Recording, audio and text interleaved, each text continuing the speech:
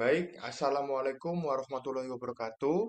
Selamat pagi pada dosen pembimbing satu, Bapak Adam Zakaria, SE, MSI, PhD, AK, CA, CFRA, QEA, CRP. Dan dosen pembimbing 2, Ibu Windy Permata Suyono, SAK, MAK, serta Dewan Penguji pada hari ini. Baik, saya Alkem Melati Sabtada izin mempresentasikan sebuah sidang seminar proposal, yakni penyusunan aplikasi simulasi audit berbasis game virtual 3D bagi calon auditor.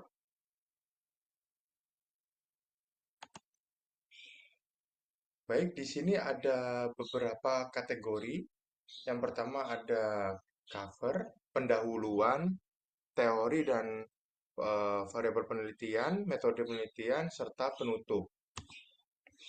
Baik, di sini ada pendahuluan, yakni saya mengangkat seputar anak magang di kantor KAP saya yang sedang mempelajari sebuah audit. Nah, di sini ada magang akuntansi menjembatani teori praktik, tetapi sering terkendala durasi dan bimbingan sehingga hasilnya kurang optimal. Yang kedua, di KAP, audit menuntut pemahaman prosedur sesuai SAK, PSAK pada area kunci seperti persediaan dan kas, lalu ada pengakuan beban, pengakuan pendapatan. Nah, yang selanjutnya ada temuan lapangan peserta magang masih lemah pada prosedur dasar, misalnya stock of name dan cash count, sehingga berisiko menimbulkan selisih data dan mempengaruhi kewajaran laporan. Yang ketiga, diperlukan pembelajaran yang lebih aplikatif melalui simulasi audit berbasis game virtual 3D untuk meningkatkan kompetensi calon auditor. Di sini ada rumusan masalah dan tujuan penelitian, yakni yang pertama rumusan masalah ada bagaimana tahapan penyusunan dan pembuatan alur simulasi audit ditinjau dari pedoman standar audit. Yang kedua, bagaimana penerapan aplikasi simulasi audit berbasis game virtual 3D terhadap persiapan dan pemahaman calon auditor. Yang ketiga, bagaimana dampak game si audit atau simulasi audit dalam pengetahuan audit kelanjutan calon auditor.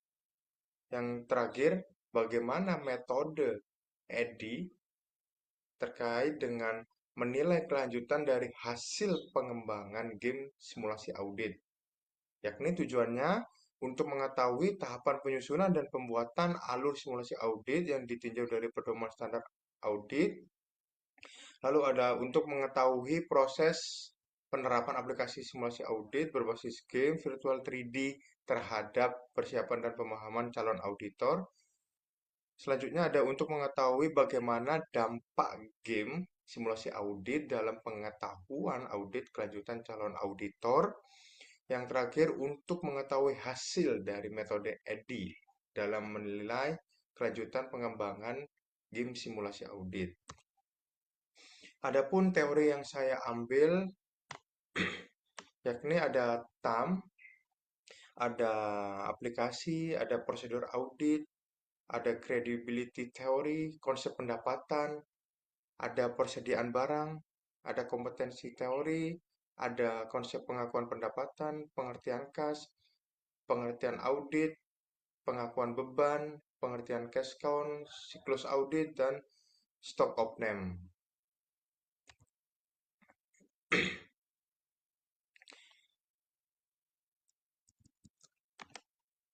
Jadi di sini ada metode penelitian, waktu dan tempat penelitian, yakni lokasi kantor akuntan publik, Heliantono Rekan, durasi total 3 bulan, tahap waktu praproyek, orientasi dan penilaian awal, pelaksanaan, penggunaan game selama 8 minggu, pasca proyek ada observasi akhir, diskusi, dan refleksi. Lalu yang kedua ada desain dan peningkatan penelitian. Saya menggunakan metode penelitian kualitatif karena ingin mewawancarai terkait dengan aplikasi saya terhadap calon auditor. Dan pun ini merupakan suatu proyek project berbasis by project juga.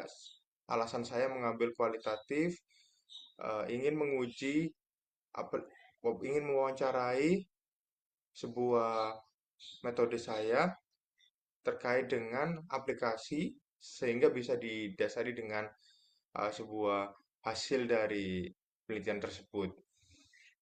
Adapun studi kasus kualitatif deskriptif untuk menggambarkan pemahaman prosedur audit peserta magang. Yang selanjutnya ada fokus prosedur audit dalam simulasi, yakni berbasis project based by learning dengan media game simulasi audit virtual 3D. Yang selanjutnya terdapat alur pelaksanaan flow simulasi game. Flow simulasi game yakni mulai dari awal sampai akhir terkait dengan kerangkanya. Mulai dari yang pertama ada mulai, yang kedua ada terkait dengan memilih stock of name, terus habis itu menyelenggarakan stock of name, terus dia ada evaluasi hasil, ada iya dan tidak. Kalau tidak selisih, kalau iya karena apa? Lanjut lalu nanti melakukan cash count. Misi selanjutnya cash count, menghitung stok cash count, lalu ada evaluasi lagi. Setelah itu terdapat suatu wawancara bersama klien terkait dengan pengakuan pendapatan itu seperti apa. Nah, setelah kalau misal berhasil mendapatkan, lanjut lagi ke pengakuan beban. Dan yang terakhir selesai nanti. Ada lagi terkait dengan populasi sampel dan teknik sampling. Populasi anak magang di KAP yang sedang menjalani sebuah magang. Teknik sampling yakni purposive sampling, jumlah sampel 8 peserta magang, 8 anak peserta magang karena di kantor KAP saya terkait dengan anak magang ada 8. Kriteria sampel sedang magang di KAP, sudah ikut pelatihan dan penggunaan aplikasi audit, bersedia observasi wawancara refleksi akhir, serta menjalani magang di semester 7 atau 8 dan harus jurusan akuntansi. Ya, di sini ada instrumen penelitian, lembar observasi proyek, sikap keterampilan, kepatuhan, prosedur saat simulasi, ada pedoman wawancara, pengalaman belajar, lalu ada kesulitan apa saja yang dialami terkait dengan proses audit, lalu ada pemaknaan prosedur audit. Dokumentasi yakni ada foto nantinya, ada foto, ada terkait dengan checklist tugas juga, ada catatan reflektif. Selanjutnya ada teknik pengumpulan data, observasi partisipatif selama penggunaan game, ada wawancara mendalam per peserta, ada selanjutnya dokumentasi artefak atau proyek terkait dengan evaluasi juga di KAP-nya. Yang selanjutnya ada refleksi proyek, laporan refleksi akhir yang mengaitkan pengalaman simulasi dengan teori, perbedaan menggunakan aplikasi dan belajar di kampus seperti itu. Teknik analisis data, redaksi data, pengelompokan tema, pemahaman prosedur audit, pengalaman, simulasi 3D, kontribusi simulasi, ada penyajian data, ada verifikasi dan triangulasi, cek konsistensi antar sumber, observasi, wawancara, dokumentasi, lalu ada simpulan juga sesuai tujuan penelitian, ada kerangka evaluasi pengembangan EDI. EDI itu analisis, design, development, implementation, evaluation.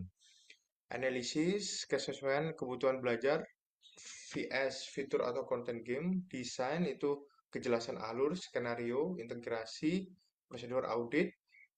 Lalu ada development, kualitas teknik dan konten. Implementation, respon pengguna. Dan evaluation, evaluasi akhir untuk keberlanjutan dan pengembangan fitur atau materi lanjutan. Cukup sekian dari saya. Apabila terdapat salah kata, saya mohon maaf. Saya akhiri. Wassalamualaikum warahmatullahi wabarakatuh.